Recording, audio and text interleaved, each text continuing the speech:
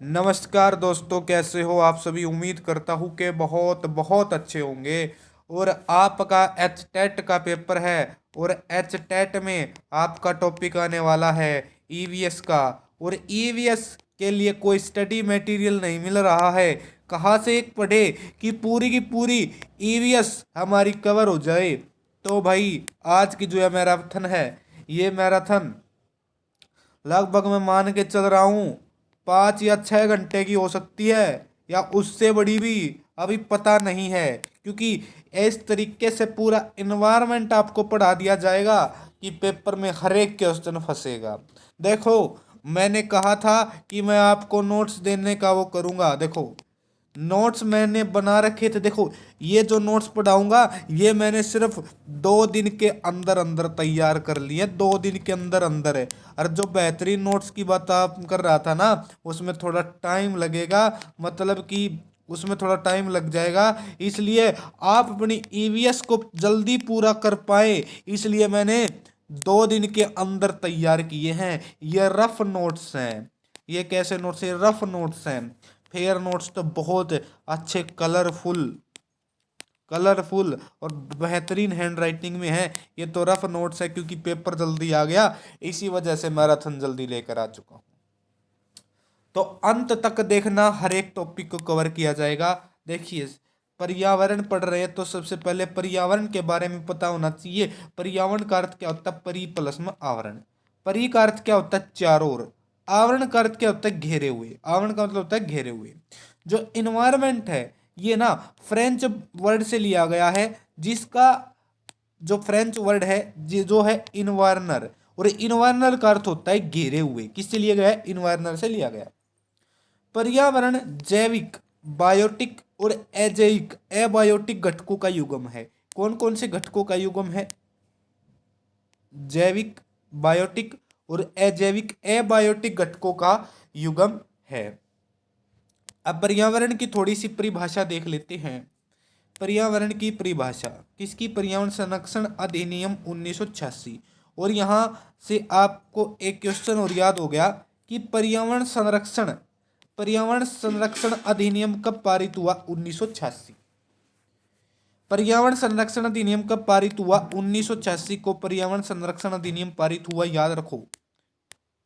इसके अनुसार पर्यावरण किसी जीव और उसके चारों ओर भौतिक, मतलब कि फिजिकल और जैविक, बायोटिक दशाओं का अंतःक्रिया है। मतलब कि कोई एक जीव है, जीव के चारों ओर जो भौतिक हुई। भौतिक क्या चीजें होती है? जैसे कि अपने पहाड़ हो गए और क्या हो गए? पहाड़ हो गए भाई, पानी हो गया, वायु। ये हमारी कैसी चीजें? भौतिक चीजें हैं। भौतिक और जैविक। जैविक चीज कौन सी होगी? जैसे पेड़ पौधे हो गए, जैसे जीव हो गए, ये होगी जीव। इनके बीच में क्या होती है? अंतर क्रिया होती है। उन्हीं को उन्हीं को हम क्या बोलते हैं? उन्हें हम पर्यावरण बोलते हैं। ठीक है। अब कंपोनेंट ऑफ पर्यावरण बहुत जरूरी है और बहुत कंफ्यूज होते हैं। कंपोनेंट उस कंपोनेंट ऑफ इन्वायरमेंट में क्या आते हैं? हमारे नेचुरल कंपोनेंट आते हैं और मैन मेड, प्राकृतिक और मानव निर्मित। प्राकृतिक में होते हैं बायोटिक और एबायोटिक। बायोटिक को हिंदी में कहते हैं जैविक। बायोटिक को हिंदी में क्या बोला जाता है? जैविक बोला जाता है। और एबायोटिक को हिंदी में अजैविक बोलते हैं। क्या बोलते हैं? अजैविक बोलते हैं। देखो, मैन मेड क्या हो गए? मैन मेड तो सभी को पता है कि सड़क होगी, भवन हो गया, समाज हो गया। अब नेचुरल को दो भागों में बांटा गया है, एक तो बायोटिक और एक है बायोटिक। बायोटिक में कौन से होते हैं? जैविक, मतलब जिसमें जीवन होता है, जीव होता है। जैसे इन्हें बांटा गया 3 भागों में। पहला प्रोड्यूसर, दूसरा कंज्यूमर, तीसरा डिकम्पोजर। प्रोड्यूसर किसे बोलते हैं? जो हमें कुछ देते हो, जैसे कि पेड़ पौधे। पेड़ पौधे हमारे के लिए हैं, प्रोड्यूसर हैं। कंज्यूमर क्या होते हैं? जीव जंतु, जो कि प्रोड्यूसर्स को खाते हैं। मतलब कि जो पेड़ पौधे खाते हैं वो कंज्यूमर। और डिकम्पोजर क्या होते हैं? जब कोई भी जीव क्या हो जाता है? मर जाता है, तो उसको जो वह कीड़े मकोड़े आते हैं छोटे छोटे, उनको क्या करते हैं? उनको डिकम्पोज कर देते हैं, उनका अपघटन कर देते हैं, उनको डिकम्पोजर बोलते हैं। एबायोटिक क्या होता है भाई? एबायोटिक जैसे मृदा, खनिज, जल, तापमान, पर्वत, पठार, ये सारे क्या है? ये एबायोटिक है, इनमें जीव नहीं है। नाम से देखो, अजैविक, जिनमें जीव ना हो पर वे नेचुरल हों, जैसे कि मृदा, खनिज, जल, तापमान, नमी, पर्वत, पठार। ये समझ में आया?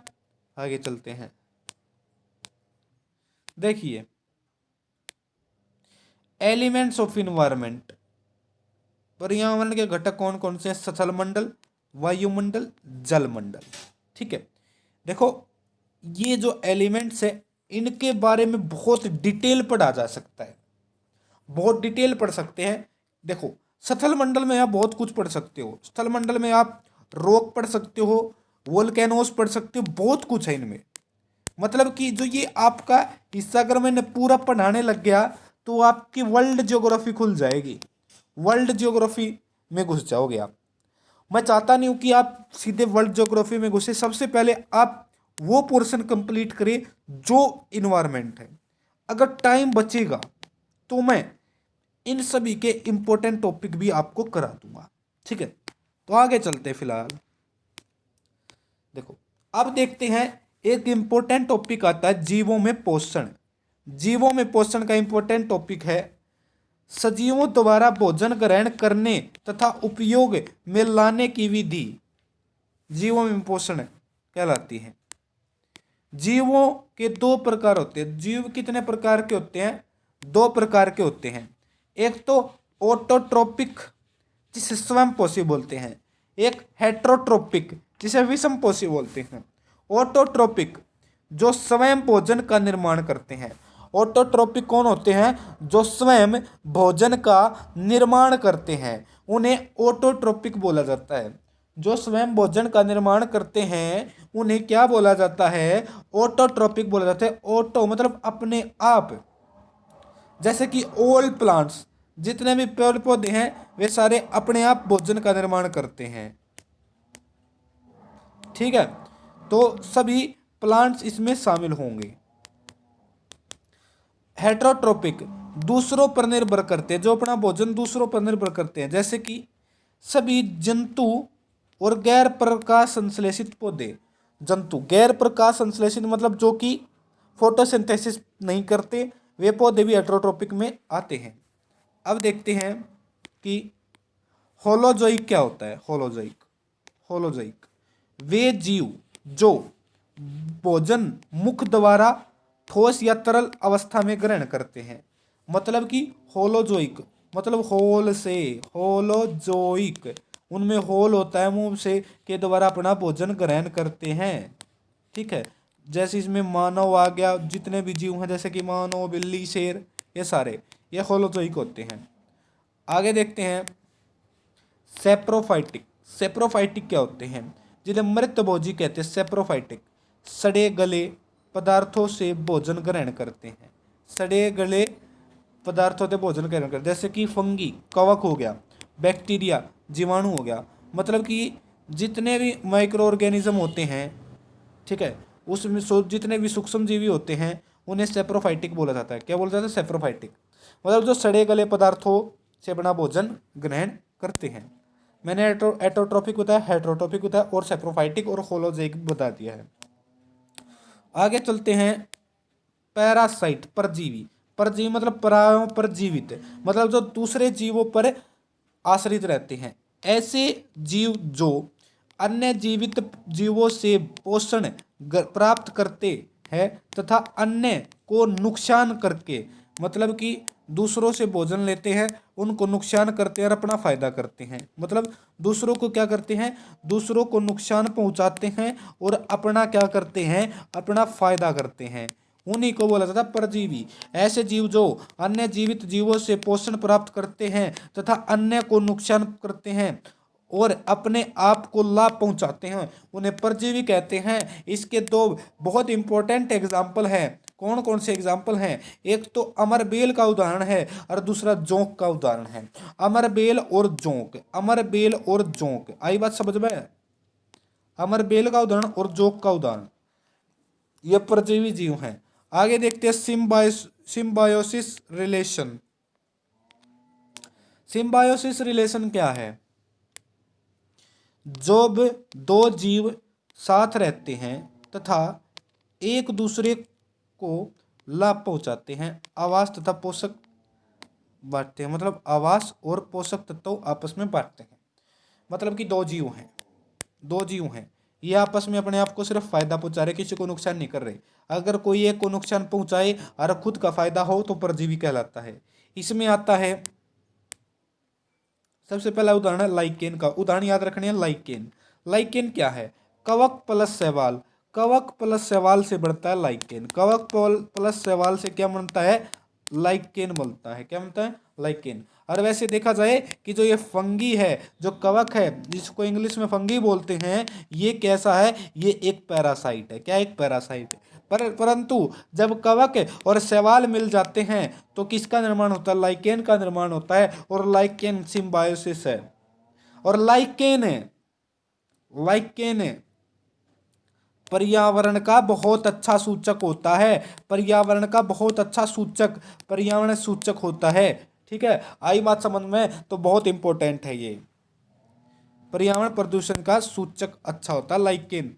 दलहनी पौधों में पाए जाने वाला जीवाणु बताओ। दलहनी पौधे, दाल वाले पौधों में राइबोजियम पाया जाता है। राइबोजियम एक जीवाणु पाया जाता है जो क्या करता है? जो वायुमंडल में जो हमारी नाइट्रोजन होती है, क्योंकि पेड़ पौधे सीधे तौर पर नाइट्रोजन ग्रहण नहीं कर पाते, इसलिए फलीदार व दलहनी पौधों में राइबोजियम नाम का एक जीवाणु होता है जो वायुमंडल से क्या करता है?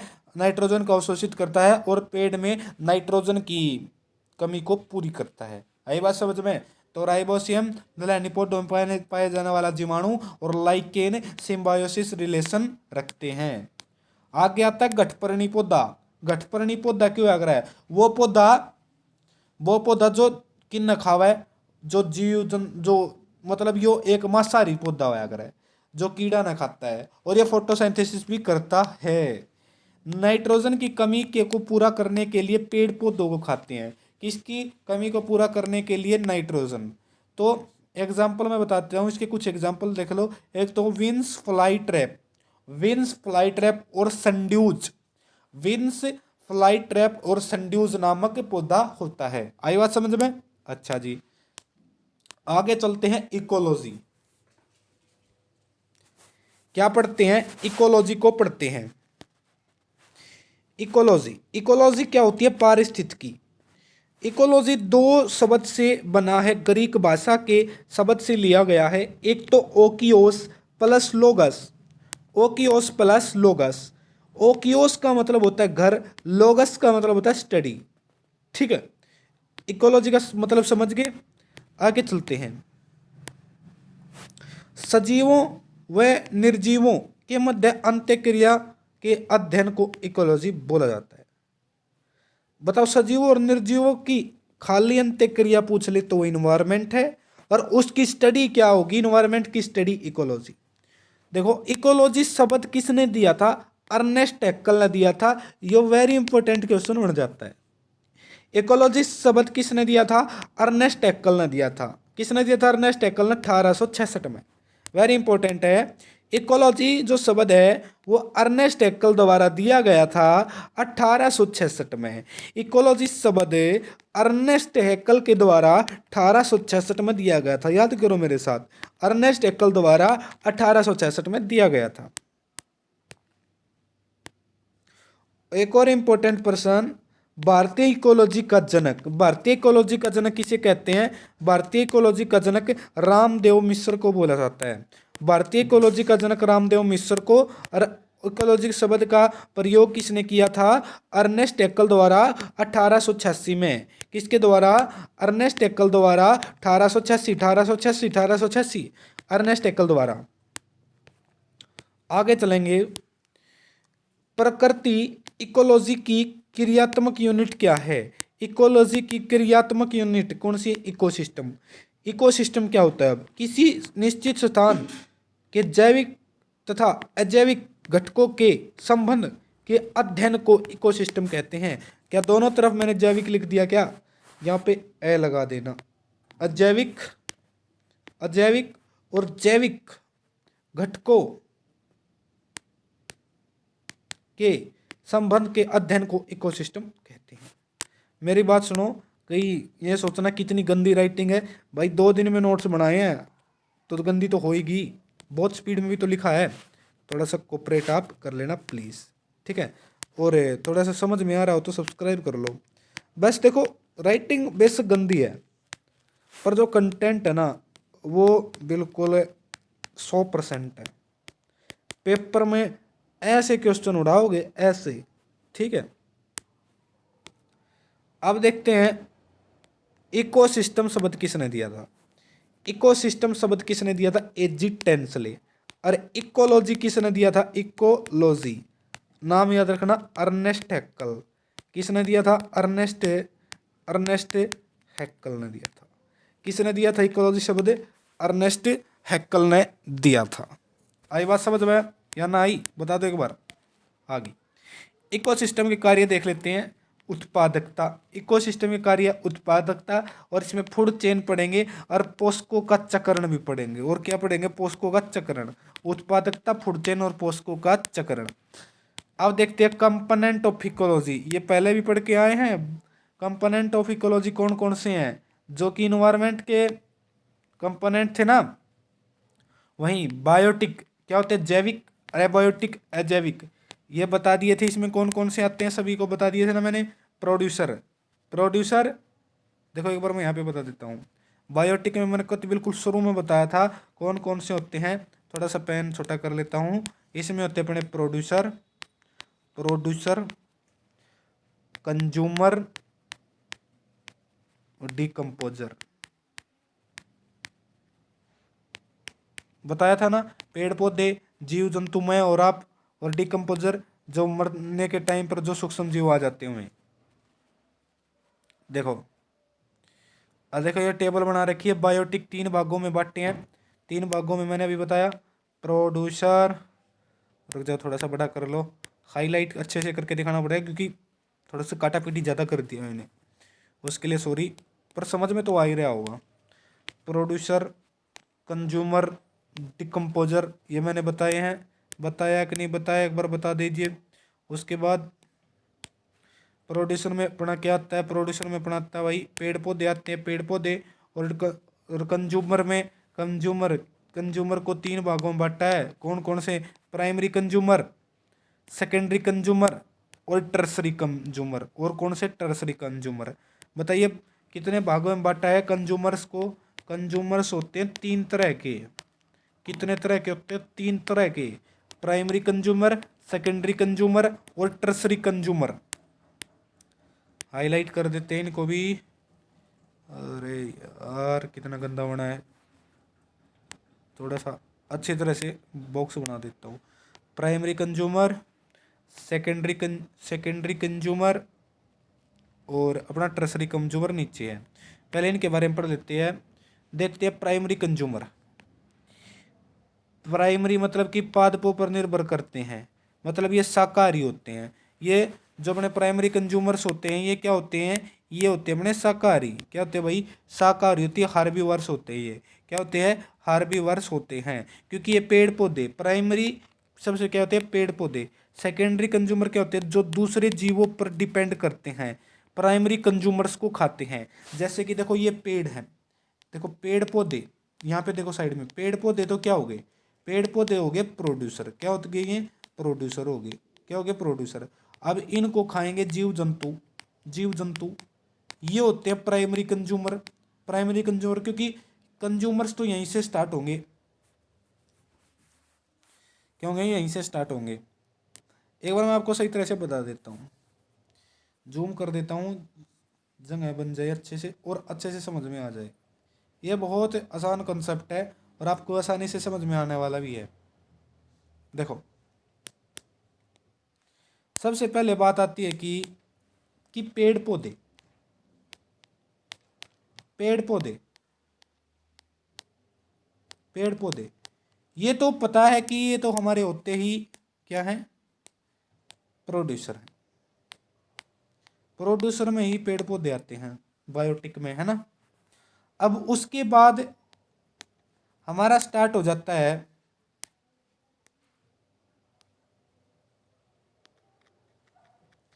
यहाँ से स्टार्ट हो जाता है, यहाँ से स्टार्ट करेंगे हम क्या,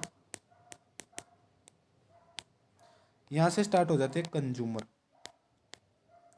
मैंने एक लाइन खींच दी है, ठीक है। अब यहाँ से आएंगे हमारे प्राइमरी कंज्यूमर। कंज्यूमर कितने प्रकार के होते हैं, 3 प्रकार के। प्राइमरी कंज्यूमर, और यहाँ पे मैं लिख देता हूँ सेकेंडरी कंज्यूमर और टर्सरी कंज्यूमर, ठीक है। अब देखो ध्यान से समझना, प्राइमरी कंज्यूमर क्या होंगे, जो कि प्रोड्यूसर्स को खाएंगे।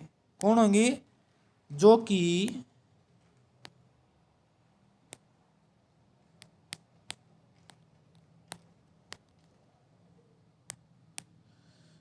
हमारे प्रोड्यूसर्स को खाएंगे, पौधों को खाएंगे। मतलब कि ये होंगे शाकाहारी, हर्बीवर्स। क्या होंगे ये होंगे हर्बीवर्स, हर्बीवर्स होंगे। अब सेकेंडरी कंज्यूमर्स प्राइमरी कंज्यूमर्स को खाएंगे, और ये ओमनिवर्स होंगे, मांसाहारी होंगे, ठीक है। अब ये जो सेकेंडरी कंज्यूमर्स हैं, सेकेंडरी कंज्यूमर्स को खाएंगे टर्सरी कंज्यूमर्स, और ये अपने ये प्रोड्यूसर्स को भी खाएंगे। मतलब कि ये ओमनिवर्स होंगे, ओमनिवर्स। जो प्राइमरी कंज्यूमर्स होते हैं वह हमेशा शाकाहारी होते हैं। सेकेंडरी कंज्यूमर्स हमारे सेकेंडरी कंज्यूमर्स हमारे क्या होते हैं, कार्निवर्स होते हैं। कार्निवर्स, मैंने ओमनिवर्स गलत लिख दिया है, एक बार इरेज कर देता हूँ, सॉरी सॉरी सॉरी। ये हमारे हो गए भाई, एक बार इरेज कर देता हूँ। ये हमारे कार्निवर्स होंगे जो मांस खाएंगे। क्या खाएंगे, जो मांस खाएंगे हमारे क्या होंगे, कार्निवर्स होंगे। ओके जी, ये होंगे कार्निवर्स। आई बात समझ में? तो इससे उम्मीद करता हूँ कि समझ में आ गया होगा आप सभी को। देखो एक बार ये लिख भी रखा है, ये सारा समझा भी देता हूँ। प्राइमरी कंज्यूमर्स पादपों पर निर्भर करते हैं, हार्बीवर्स गाय भेड़ बकरी। ओके। सेकेंडरी कंज्यूमर्स जो दूसरों जीवों पर डिपेंड करते हैं, अर्थात प्राइमरी कंज्यूमर्स पर, वे होते हैं अपने क्या होते हैं, कार्निवर्स होते हैं। क्या होते हैं, कार्निवर्स होते हैं। क्या होते हैं भाई, ये कार्निवर्स होते हैं। शेर हो गया, बाघ हो गया। आ गया था टर्सरी कंज्यूमर्स, ओमनीवर्स होते हैं, जैसे कि कुत्ता, बिल्ली, चूहा, मनुष्य। एबायोटिक में कौन कौन से आते हैं, एबायोटिक कंपोनेंट कौन कौन से होते हैं, इसमें हमारे फिजिकल कंपोनेंट शामिल होते हैं और कार्बन कंपाउंड शामिल होते हैं। कार्बन के कंपोनेंट कौन कौन से, फिजिकल कंपोनेंट और कार्बनिक कंपोनेंट शामिल होते हैं। सबसे पहले देखते हैं कि कार्बनिक कंपोनेंट कौन से होते हैं। कार्बन ये होते हैं हमारे प्रोटीन, कार्बोहाइड्रेट, फैट। कौन कौन से कार्बनिक कौन कौन से होते हैं, कार्बनिक होते हैं, इसमें प्रोटीन हो गया, कार्बोहाइड्रेट हो गया, फैट हो गया, ये सारे कार्बनिक कंपोनेंट हैं। और अकार्बनिक घटक कौन कौन से हैं, जैसे कि जल, वायु, नाइट्रोजन, खनिज, सोयल, मिट्टी, ये सारे के सारे अकार्बनिक हैं। अब देखेंगे कि टाइप ऑफ इकोसिस्टम, इकोसिस्टम के टाइप। हमारा पारिस्थितिकी तंत्र कितने प्रकार का होता है, ये हमारा मेनली 2 प्रकार का है। एक तो नेचुरल है, एक मैन मेड है। फिर आगे इनको बांटा गया है, एक तो होता है अपना टेरेस्ट्रियल और एक्वेटिक। टेरेस्ट्रियल मतलब स्थलीय, जैसे कि पर्वत पे इकोसिस्टम होता है, पठार पे इकोसिस्टम होता है, वन का, घास के मैदान का, द्वीप का। एक्वाटिक महासागर, सागर, नदी, झील, तालाब। मैन मेड में आता है स्थलीय और जलीय। इसमें स्थलीय कैसा होता है, स्थलीय देखो, स्थलीय इकोसिस्टम में हम शामिल कर सकते हैं नेशनल पार्क्स को। जलीय में एक्वायरम, जैसे कि कहीं आपने मॉल माल में गए होंगे तो एक्वेरियम देखा होगा, स्विमिंग पूल देखा होगा, ये हमारे क्या होते हैं, जलीय मैनमेड इकोसिस्टम। टेरेस्ट्रियल इकोसिस्टम क्या है, टेरेस्ट्रियल इकोसिस्टम ऐसा स्थान जहां 2 या 2 से परितंत्र आपस में मिलते हैं। सॉरी गलती से कुछ गलत प्रोनाउंसिएशन कर दिया गया। टेरेस्ट्रियल नहीं, ट्रांजिशनल इकोसिस्टम है, और ये बहुत इंपॉर्टेंट है।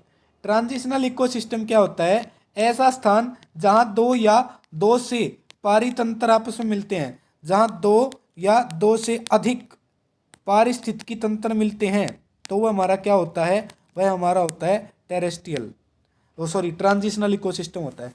क्योंकि ऊपर टेरेस्ट्रियल ध्यान में रहेगा तो बार बार में टेरेस्ट्रियल ध्यान में आ रहा है, पर ट्रांजिशनल है ट्रांजिशनल, सॉरी मैं माफ़ी मांगता हूँ आप सभी से। अब देखो वेटलैंड्स, वेटलैंड्स क्या मतलब होती है कि आर्द्र आर्द्र भूमि, आर्द्र भूमि मतलब कि आर्द्र भूमि वहाँ होती है जहाँ पे पानी और जल, अरे क्या लिख दिया यार मैंने, मैं भी कुछ कुछ लिख देता हूँ, स्पीड में इतने बनाए हैं। देखो भाई यहाँ पे पानी हटा के, क्योंकि पानी और जल तो एक ही होता है, यहाँ पे आप भूमि कर लेना, क्या कर लेना, भूमि कर लेना। भाई गलती मिलेंगी क्योंकि 2 दिन में नोट्स तैयार किया, प्लीज थोड़ा सा कोऑपरेट कर लेना, ठीक है, थोड़ा सा कोऑपरेट करना क्योंकि गलती मिलेंगी। आगे देखेंगे इसमें आता है भाई जवार नदमुख और मैग्रोव वन, मैग्रोव वन और जवार नदमुख भी हमारे ट्रांजिशनल इकोसिस्टम के क्या हैं, उदाहरण हैं। ले भाई छोरो आगे चलेंगे, और आगे एक इम्पोर्टेंट टॉपिक है भाई फ्लो ऑफ एनर्जी। अरे पिछले साल इस तक क्वेश्चन आया था, ठीक है, देख लो भाई। फ्लो ऑफ एनर्जी, एक पोषण स्तर से दूसरे पोषण स्तर तक ऊर्जा का स्थानांतरण ही फ्लो ऑफ एनर्जी कहलाता है। ऊर्जा का स्रोत कौन है हमारा, सूर्य है। देखो के सूत्र पेड़ छाप रखा, यो हमारा सूरज है, यो हमारा पेड़ है।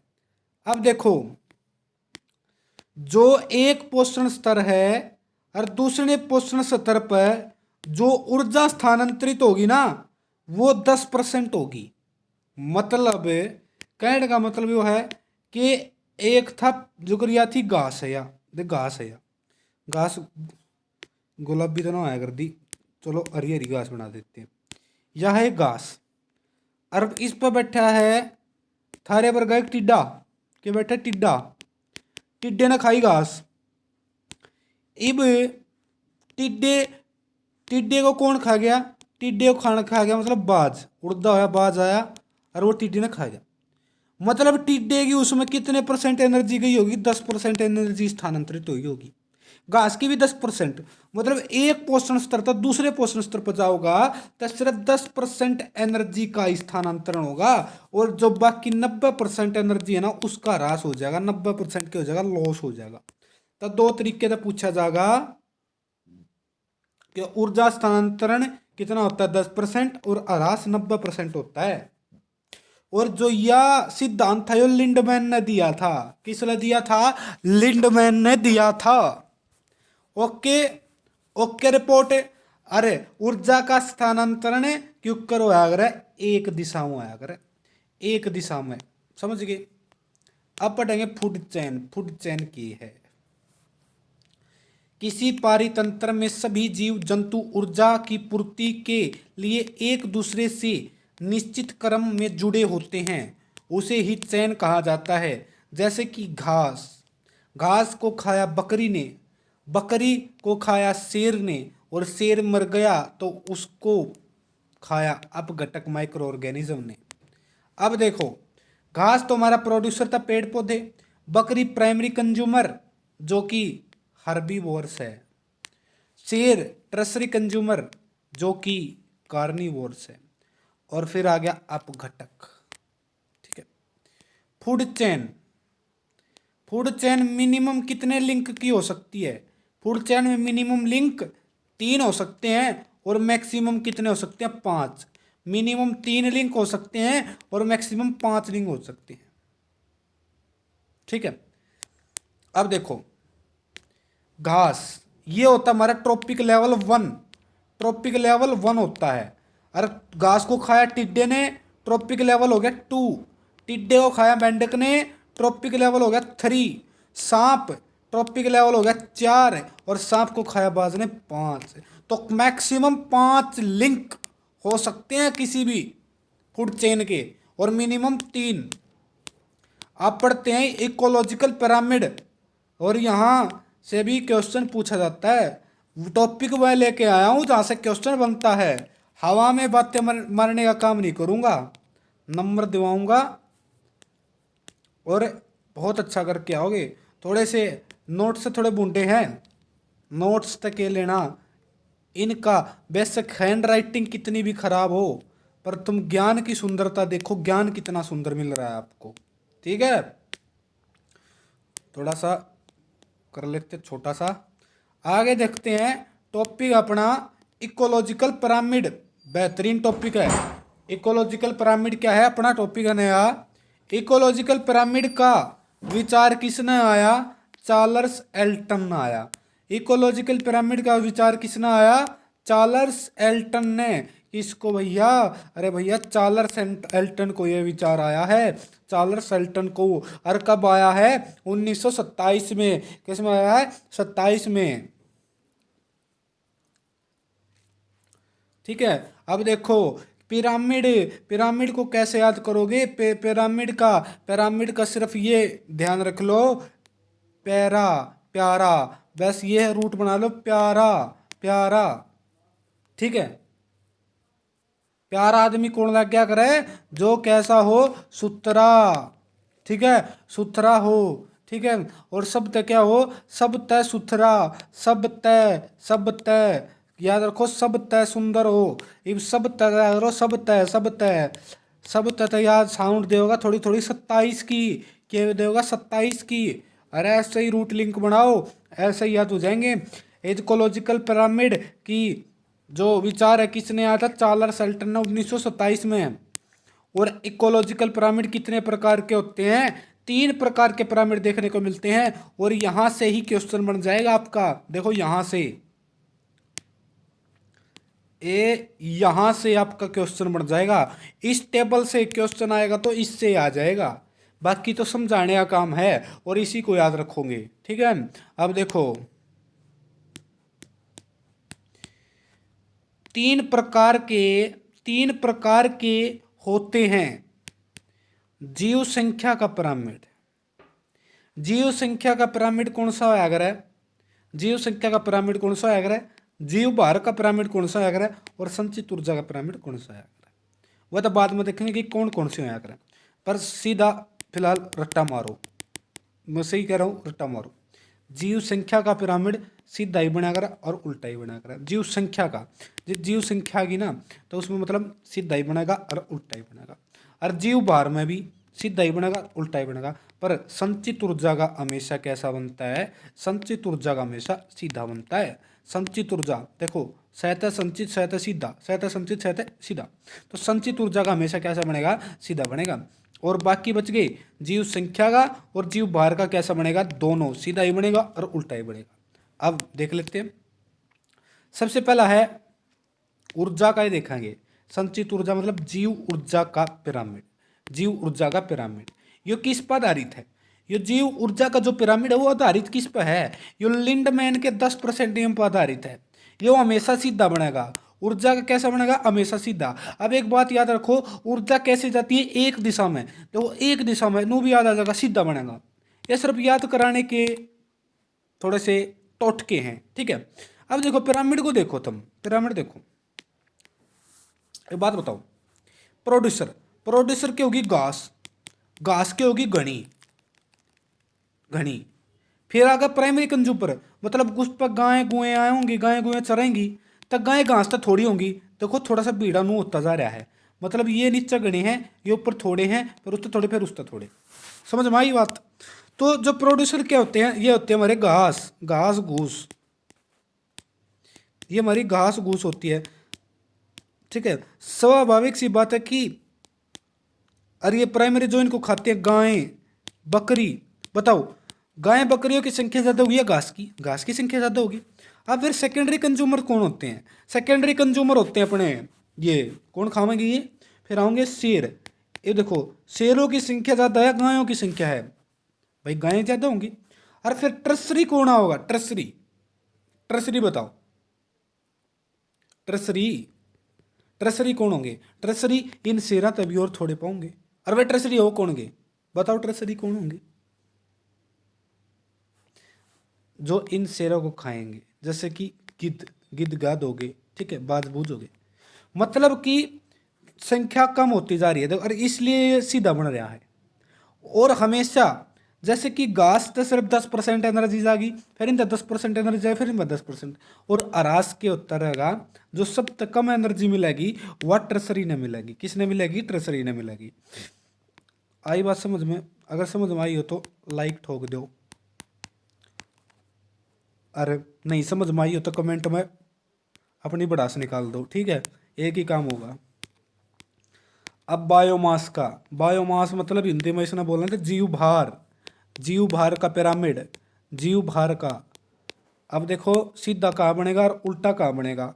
सीधा कहाँ बनेगा? स्थलीय पारितंत्र में, स्थलीय टेरेस्ट्रियल इकोसिस्टम में बनेगा। जैसे कि मैंने बताया था कि जीवों का भार, देखो इस पृथ्वी पे घास का भार ज़्यादा होगा, जितनी भी घास है, या फिर गायों का, गायों उसका घास का होगा।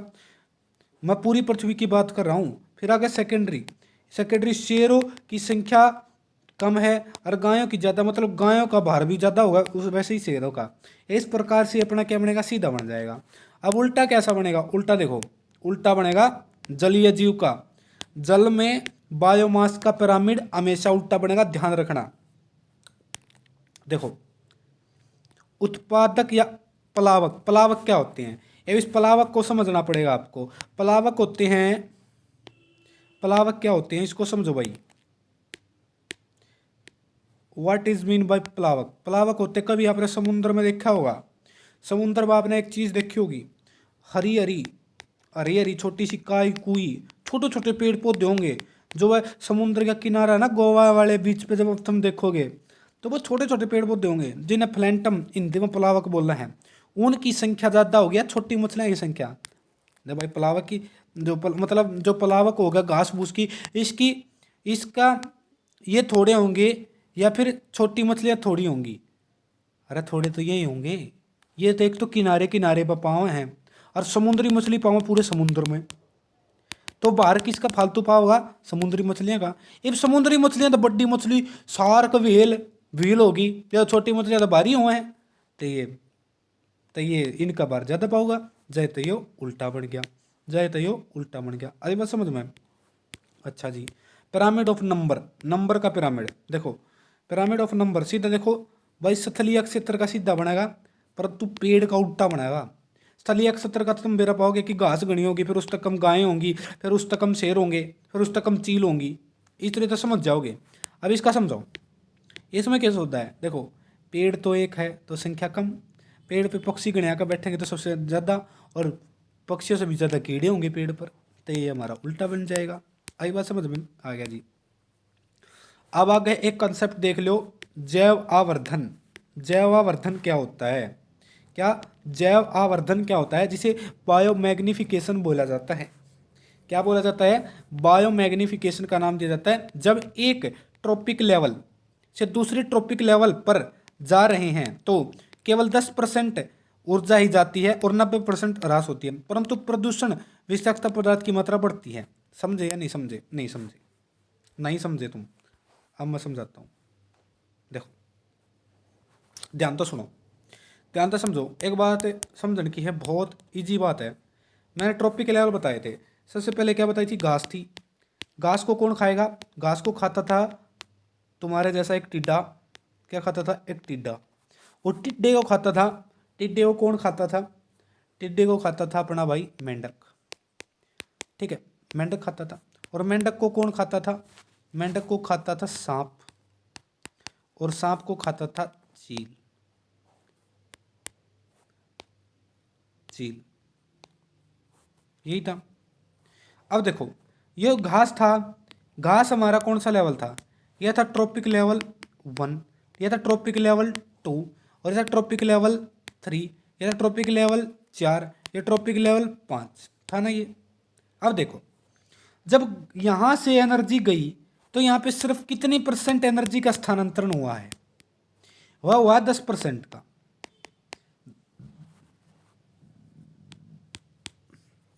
मतलब कि मान लो घास के पास 100 एनर्जी थी तो टिड्डे को सिर्फ 10% मिली, मतलब उसका 10 मिला। अब यहाँ पे भी 10 का 10% जाएगा तो कितना होगा? इसको 1 मिलेगी। अब इस 1 का 10% देखो कितनी कम, आखिरी वाले को तो समय कम एनर्जी मिलेगी। आई बात समझ में? परंतु जैसे जैसे ये ट्रॉपिक लेवल 1 2 होता जाएगा ना, उसमें विषाक्त पदार्थ की मात्रा बढ़ती जाएगी, हानिकारक पदार्थों की मात्रा बढ़ती जाएगी। अब ये हानिकारक पदार्थों की मात्रा कैसे बढ़ेगी और मैं समझा देता हूं। देखो एक बार दोबारा बता देता हूं लिख के। मान लो देखो यहां पे घास थी, क्या थी, यहां थी घास। घास को खाता था टिड्डा, और टिड्डे को खाया मेंढक ने।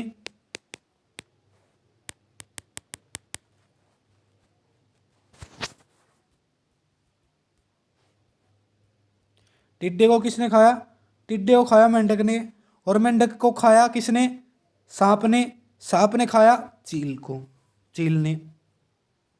अब देखो, अब एक बात देखो कि यहाँ पे घास में अगर हमने कोई भी हानिकारक चीज मिल गई घास में, वही इसमें जाएगी टिड्डे में, और फिर थोड़ा इसमें नुकसान पहुंचाएगी, नुकसान होगा, इसके भी जो अंग है टिश्यू वो खराब होंगे, और फिर मेंढक खाएगा उसको।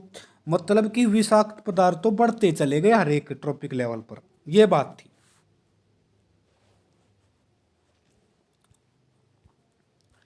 तो याद रखना जैवावर्धन क्या होता है, जब एक ट्रॉपिक लेवल से दूसरे ट्रॉपिक लेवल पर विषाक्त पदार्थों का बढ़ना, विषाक्त पदार्थों का बढ़ना बायोमैग्निफिकेशन कहलाता है। और कुछ हानिकारक पदार्थ मैं बता देता हूं, BHC, ध्यान रखो, इन सभी को ध्यान रखना है। पेपर में पूछ लिया जाएगा कि कौन सा निम्न में से कौन सा हानिकारक है। BHC याद रखो, DDT याद रखो, और 2,4-D, DDT 2,4-D BHC। ठीक है, आगे जैव संचयन। जैव संचयन क्या होता है, जैव संचयन, यह संचयन है, जैव संचयन, जैव संचयन क्या होता है।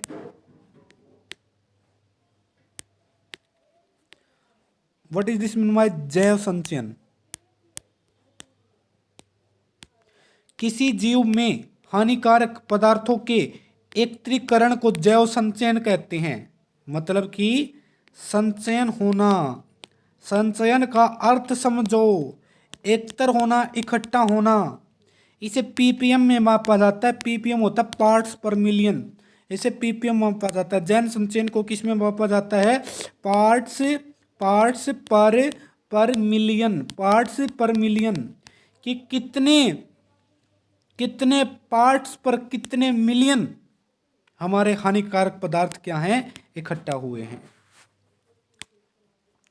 आगे देखते हैं बायोलॉजिकल एडेप्टेशन, जिसको बोला जाता है एडेप्टेशन, नाम ज़्यादा यूज नहीं किया जा सकता, बायोलॉजिकल सक्सेशन।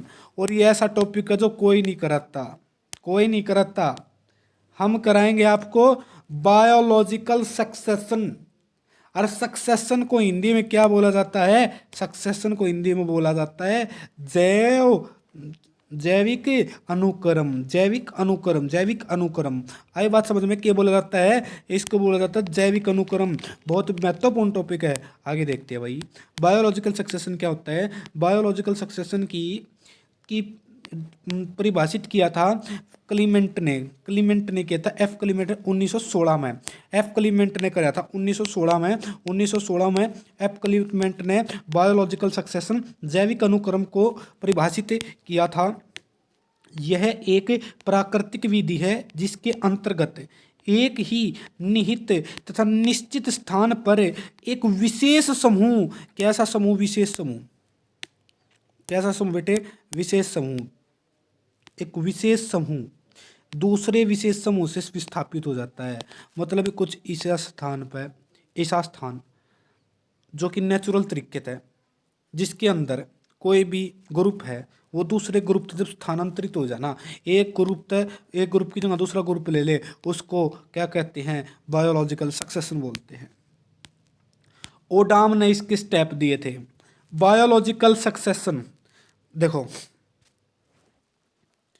बायोलॉजिकल सक्सेशन को परिभाषित किसने किया है, बायोलॉजिकल सक्सेशन को अगर परिभाषित करने का काम किया है तो वो क्लीमेंट ने किया है, क्लीमेंट ने 1916 में।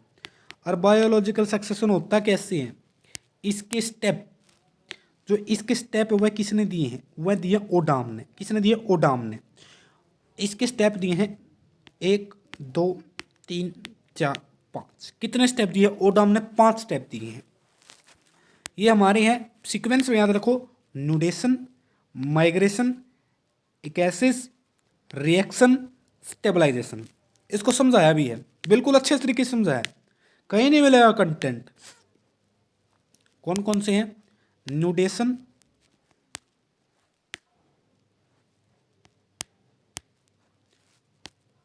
न्यूडेशन, migration, ecesis, reaction, stabilization.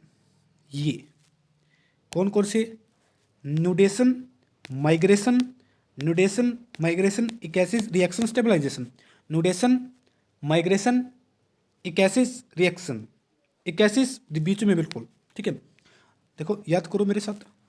न्यूडेशन, nudation, migration, ecesis, reaction, stabilization. देखो अब देखो भाई, सभी को देखेंगे आराम से।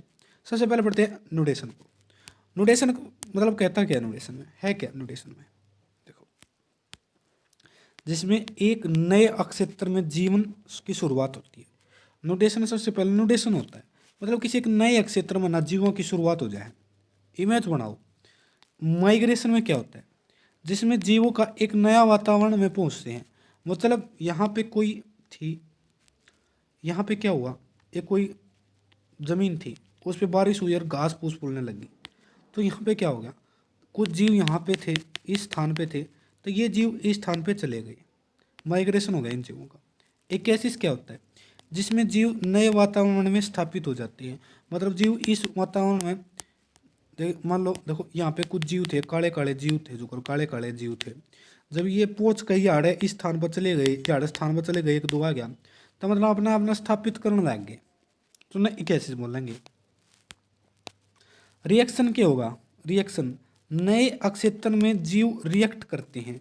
जब नए रिएक्शन में रिएक्ट करेंगे, नई नई चीज़ें, कुछ पेड़ पौधा न खाएंगे, आपस में अंतर क्रिया करेंगे, रिएक्शन देंगे, तो उसने रिएक्शन में। स्टेबलाइजेशन क्या होगा? आखिर में जीव उड़कती स्टेबल हो जाए। ये स्टेप थे भाई, ओडाम ने इसके स्टेप दिए थे।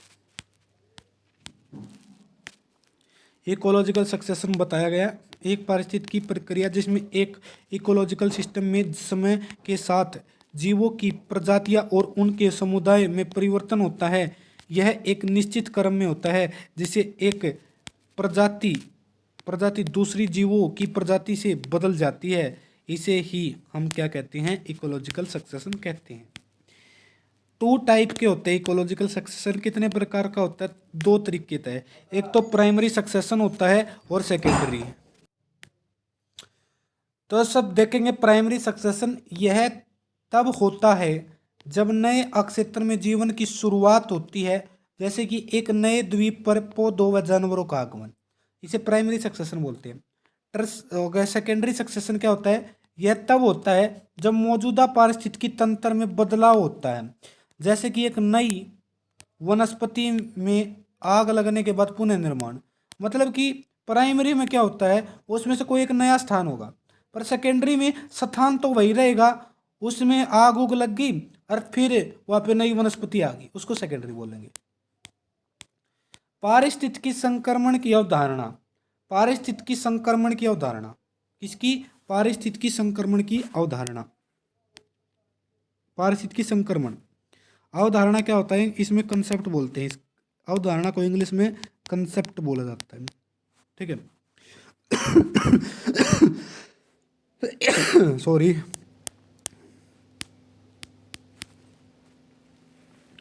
पारिस्थितिकी संक्रमण की अवधारणा है, यह हमारी जॉन डब्ल्यू ने दी थी। किसने दी थी? जॉन डब्ल्यू ने पारिस्थितिकी संक्रमण की अवधारणा दी थी 1976 में। कब भी दी थी? 1976 में। पारिस्थितिकी संक्रमण की अवधारणा 1976 में जॉन डब्ल्यू ने दी थी। किसने दी थी? जॉन डब्ल्यू ने दी थी। पारिस्थितिकी संक्रमण की अवधारणा जॉन डब्ल्यू ने दी थी। संक्रमण की, संक्रमण से हमारी क्या जाती है? जान। और बहुत ज़्यादा संक्रमण होता है तो डबल डबल डबल डबल आदमियों की जान निकल जाती है, ऐसे याद रखो।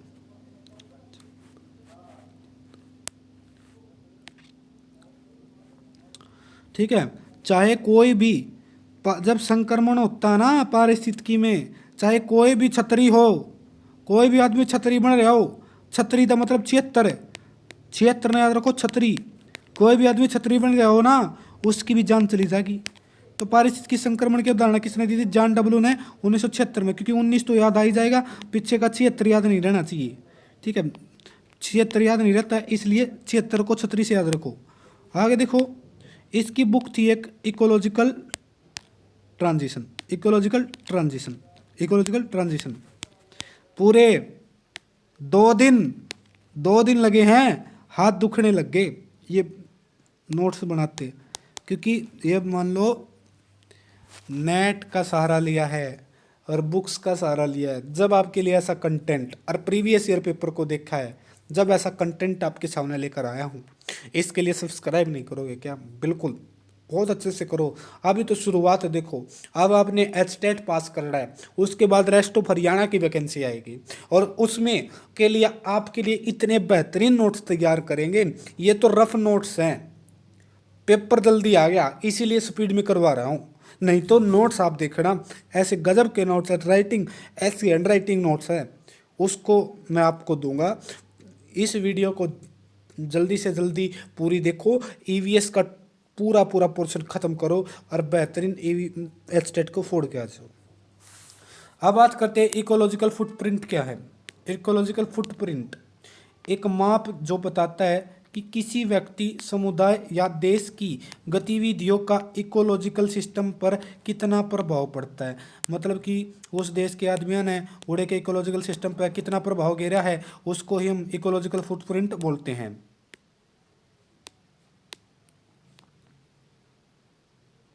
आई बात समझ में? यह माप दिखाता है हम नेचुरल रिसोर्सेज का कितना प्रयोग करते हैं, कितना कचरा उत्पन्न करते हैं, ठीक है।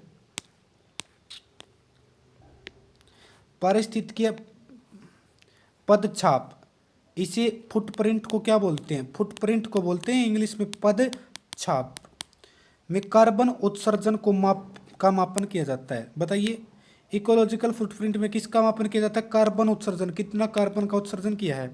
माप की इकाई क्या होती है? भूमंडलीय हेक्टेयर। माप की इकाई क्या होती है? भूमंडलीय हेक्टेयर माप की इकाई होती है। कुछ इंपॉर्टेंट क्वेश्चन हम देख लेते हैं। पर्यावरण का शत्रु किसे बोला जाता है? ये यहाँ से भी क्वेश्चन आ सकते हैं। पर्यावरण का शत्रु किसे बोला जाता है? यूकलिप्टस को बोला जाता है। यूकलिप्टस पेड़ है, उसको बोला जाता है पर्यावरण का शत्रु। गहन पारिस्थितिकी किसने दिया था? अर्नीज नेस ने। वेरी इंपॉर्टेंट है, बहुत इंपॉर्टेंट है ये तो। गहन पारिस्थितिकी किसने दी थी? अर्नीज नेस ने। पारिस्थितिकी निशे का संकल्पना ग्रीनले। पारिस्थितिकी निशे की संकल्पना किसने दी थी? पारिस्थितिकी निशे की संकल्पना किसने दी थी? ये दी थी हमारी ग्रीनले ने। किसने दी थी? ग्रीनले ने। स्थिर जल के आवास कहलाते हैं लैंटिक आवास। जहाँ पे जल स्थिर होता है उस आवास को क्या बोलते हैं? लैंटिक आवास। दो विभिन्न समुदायों के बीच का संक्रमण का क्षेत्र, कोई दो विभिन्न समुदाय हैं उनके बीच जो संक्रमण का क्षेत्र है उसको इकोटोन बोलते हैं। क्या बोलते हैं? इकोटोन बोलते हैं। आगे चलेंगे। पारितंत्र में घटती उत्पादकता क्रम सप्त, देखो सप्त घनी उत्पादकता में अगर वन में होंगी, क्योंकि वना में तो होया करे, फिर घास के मैदाना में, फिर झील में, फिर महासागर में। भाई फिर महासागर में आई वैसे समझ में आगे जी। जल निकाय की घनत्व, मतलब जल निकाय का, अगर तुमने किसी भी जल निकाय का तुमने घनत्व या उसकी प्रवणता मापनी होती है तो उसके लिए पिक्नोक्लाइन का उपयोग किया जाता है। घनत्व और प्रवणता मापने के लिए, घनत्व प्रवणता मापने के लिए, उसकी डेंसिटी को मापने के लिए जल निकाय की पिक्नोक्लाइन का उपयोग किया जाता है। इंपॉर्टेंट है। जल निकाय की लवणता प्रवणता मापने के लिए हेलोक्लाइन का। अरे भाई, घनत्व मापने के लिए पिक्नोक्लाइन का, हेलोप्राइन का लवणता मापने के लिए जल की। जल निकाय में गहराई मापने के लिए थर्मोक्लाइन का, क्योंकि जितनी गहराई होगी उतना तापमान में अंतर होता जाएगा। ठीक है, आगे चलेंगे। एक किताब है इन्वायरमेंट से रिलेटेड किताब भी पूछ का भाई। साइलेंट स्प्रिंग के लेखक, साइलेंट स्प्रिंग के लेखक कौन है? Rachel Carson. Very important. Silent spring book के लेखक कौन है? रेचल कार्सन है। अरे याद रख कौन है भाई? रेचल कार्सन है, बिल्कुल याद हो गया। अरे किसने पर्यावरण खातिर ग्रीन आर्मी शुरू करी है? कौन से देश ने? ऑस्ट्रेलिया ने। कौन से देश ने ग्रीन आर्मी की शुरुआत करी है? ऑस्ट्रेलिया ने। ऑस्ट्रेलिया ने ग्रीन आर्मी की शुरुआत करी है। बहुत इंपॉर्टेंट प्रश्न है। या अरे या पीडीएफ, अगर या पीडीएफ तुम लेना चाहो, पीडीएफ खातर के करोगे? कुछ नहीं करना, कुछ नहीं करना। पीडीएफ खातर तो टेलीग्राम पे मिल जाएगी। किस पे मिल जाएगी? टेलीग्राम पे। टेलीग्राम पर जाओ, लिंक दे दिया है डिस्क्रिप्शन में, ज्वाइन कर लो और उड़े मिल जाएगी तुमने पीडीएफ। अरे पेपर में, पेपर के 2 दिन पहला इस पीडीएफ ना रट जियो, सारा पेपर इससे मत आ जाएगा, सारा पेपर कत्ती। ठीक है, आगे देखेंगे बायोडाइवर्सिटी, जैव विविधता। जैव विविधता पढ़ेंगे। क्या पढ़ेंगे? जैव विविधता।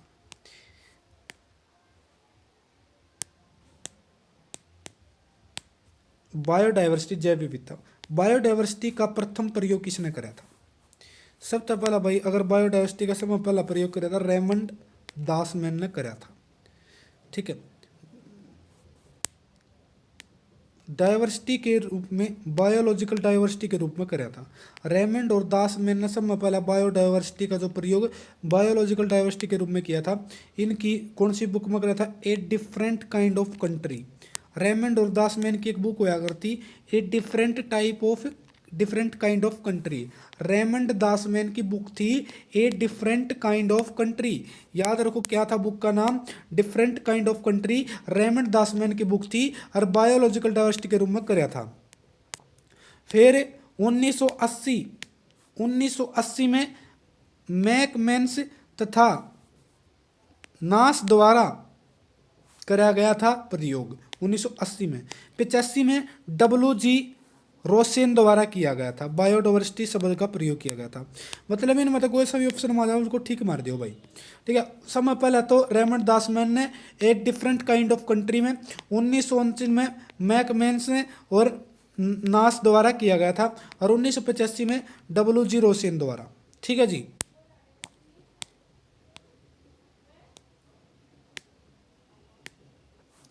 उन्नीस में संकल्पनात्मक रूप से प्रथम बार प्रयोग 1986 में, मतलब संकल्पना के रूप में, कंसेप्चुअल रूप में अमेरिकी कीट वैज्ञानिक विल्सन ने कराया था। विल्सन ने। तो बताओ भाई किस किस ने कराया था? बताते हो भाई। सबसे पहले दासमैन ने कराया था। थोड़ा सा जूम करके बता देंगे, जगह होता है जूम करने की, तो जो वाला कर देते हैं। देखो भाई, बायोडाइवर्सिटी का प्रयोग,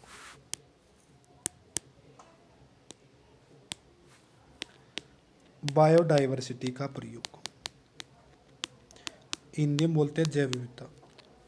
बायोडाइवर्सिटी का समय पहला प्रयोग करा था भाई दासमैन ने।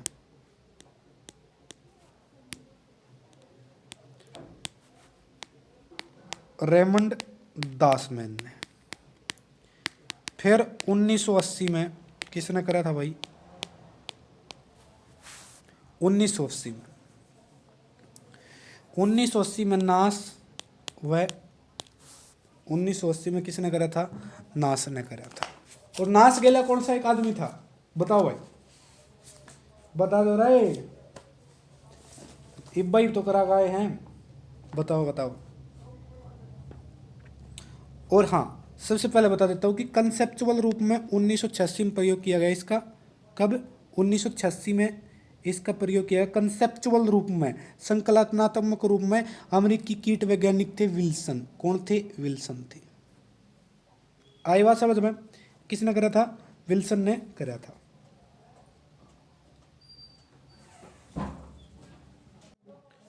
ठीक है, जो बायोडाइवर्सिटी है ना, बायोडाइवर्सिटी का प्रथम प्रयोग है रेमंड और दासमैन ने करा था। फिर 1980 में भी एक नाम आया है किसका? मैकमेंस का। और नास का। गेला सातवां था, एक नास वैज्ञानिक था, नाश कर दिए हैं। आगे चलेंगे। 1985 में किसका नाम आता है? 1985 में किसने प्रयोग करा था इसका? 1985 में इसका प्रयोग करा था भाई, क्या नाम था भाई का, बताओ? वो था भाई रोसेन। क्या नाम था भाई? रोसेन ने प्रयोग करा था। रोसेन ने, किसने प्रयोग करा था? रोसेन ने। 1986 में कंसेप्चुअल रूप में अमेरिकी कीट वैज्ञानिक विल्सन ने, किसने करा था? विल्सन ने। आई बात समझ में? आ गई जी भाई, ठीक है। आगे चलेंगे। अब देखो भाई, यूएनओ ने जैव विविधता दशक घोषित करा है 2011 से लेकर 2020 तक। 2011 का वर्ष, 2011 का वर्ष और 2022 का वर्ष, 2011 से लेकर 2022 का वर्ष, सॉरी 2020 तक ये हमारा जैव विविधता वर्ष घोषित किया है। अंतर्राष्ट्रीय जैव विविधता दिवस 22 मई को मनाया जाता है। कैसे याद रखोगे? 2 और 2 में क्या विविधता है? नहीं, मई, हे मई, 2 और 2 में विविधता ही नहीं है। विविधता से याद आ जाएगा जैव विविधता दिवस 22 मई। जैव विविधता में भारत का स्थान कौन सा है? 8वां। भारत का स्थान कौन सा है? 8वां। एशिया में कौन सा है? चौथा। जैव विविधता के स्तर, जैव विविधता के स्तर कौन कौन से हैं? जैव विविधता, अनुवांशिक विविधता, अनुवांशिक स्तर पर भी विविधता मिलती है, जातीय विविधता मिलती है, और सामुदायिक व पारितंत्र में भी विविधता मिलती है, ठीक है। अब जैव विविधता का मापन कैसे होता है? जैव विविधता को बेहतर तरीके से, बेहतर मतलब कि 1972 में का मापन विटकर ने करा था। किसने करा था? विटकर ने, ठीक है। समय पहले है अल्फा विविधता, स्थानीय मापन होता है। स्थानीय मापन के लिए अल्फा विविधता का प्रयोग किया जाता है। प्रजाति के जीवों की संख्या ज्ञात की जाती है भाई अल्फा में। बीटा में क्या होता है? दो पारितंत्रों के मध्य तुलना, दो पारितंत्रों के मध्य तुलना, दो पारितंत्रों के मध्य तुलना होगी तो वो बीटा विविधता है। और गामा विविधता क्या है? एक भौगोलिक अक्ष, गामा मतलब पूरे गांव में, गांव तो बड़ा होगा भाई, गांव मतलब कि पूरे भौगोलिक क्षेत्र में पाई जाने वाली प्रजाति की गणना की जाती है। इनमें आवासों की क्या है? सुमस्त, या वो क्या लिख दिया मैंने, ये सुषमता और विषमता का पता चलता है, ठीक है। मतलब कि या तो एक छोटे से एरिया में है अल्फा वाली स्थानीय मापन के लिए, और भाई दो पारितंत्रों के मध्य में बीटा, गांव मतलब पूरे भौगोलिक क्षेत्र में, ठीक है। तो भाई या आज की इसमें इतना ही करेंगे, क्योंकि भाई हमारे यंत्र की थोड़ी सी बैटरी लो हो चुकी है, और 1 घंटे की वीडियो में 3 दिन में ख़त्म कर देंगे भाई। 3 दिन में पूरी ईवीएस ख़त्म कर देंगे भाई। आज देख लो कितना कवर कराया है और कितना बढ़िया कंटेंट दिया है, और देख लो भाई, ठीक है। चैनल को सब्सक्राइब जरूर कर लो भाई लोग।